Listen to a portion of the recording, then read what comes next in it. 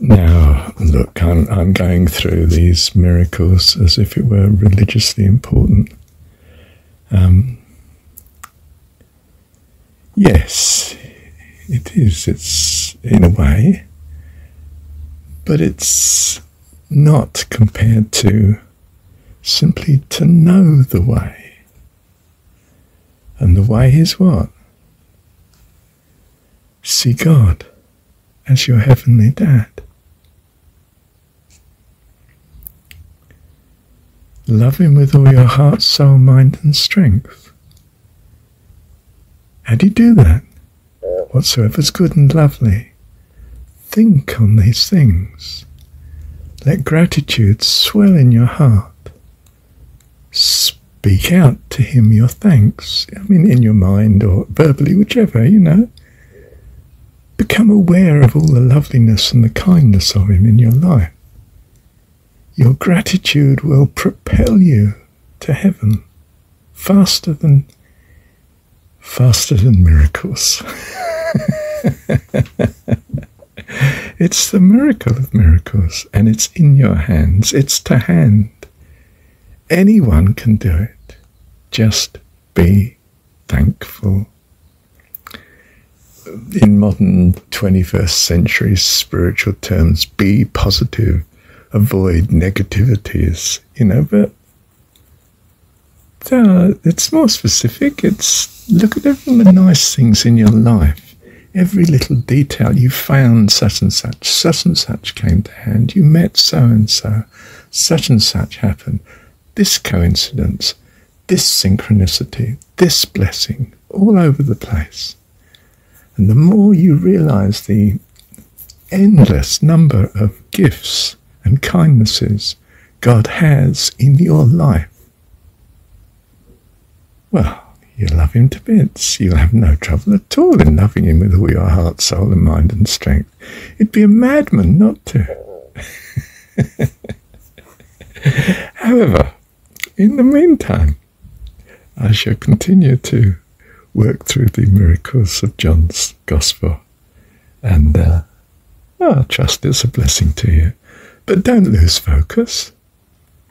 And if I've mixed a few things up and got a few things wrong, jolly good. I mean, you're not here to worship Marshall.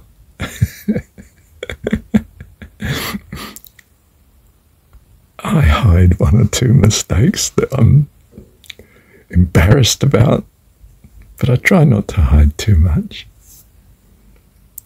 For I want you to know you don't need me or anybody else. You just need to be aware of all the goodness of God in your life. And you'll find you are in heaven now.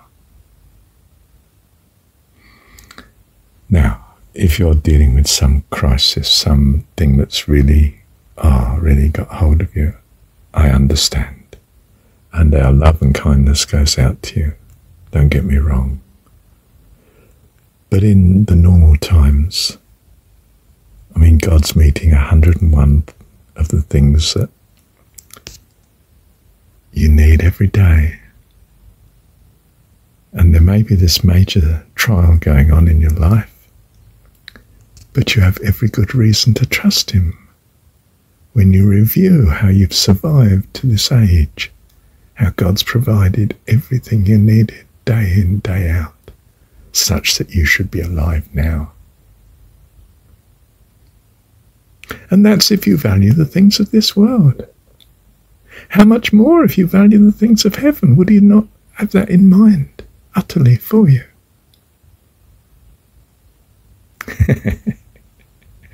Bless you. Thank you, Dad.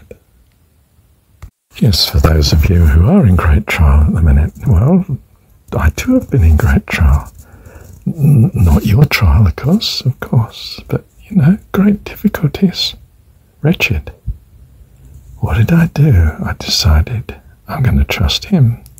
Thank you, Father, for this difficulty, because you love me and are all-powerful. Therefore, this is a blessing, though I'm not enjoying it, of course. But I do thank you for it. It's my opportunity to trust you. I can't trust you in heaven. I know you exist there. But here I don't know you exist.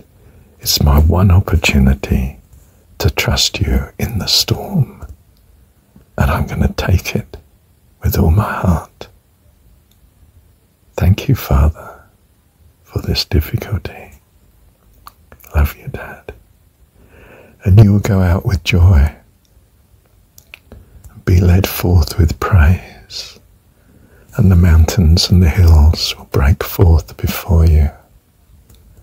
There'll be shouts of joy. All the trees of the field will clap their hands.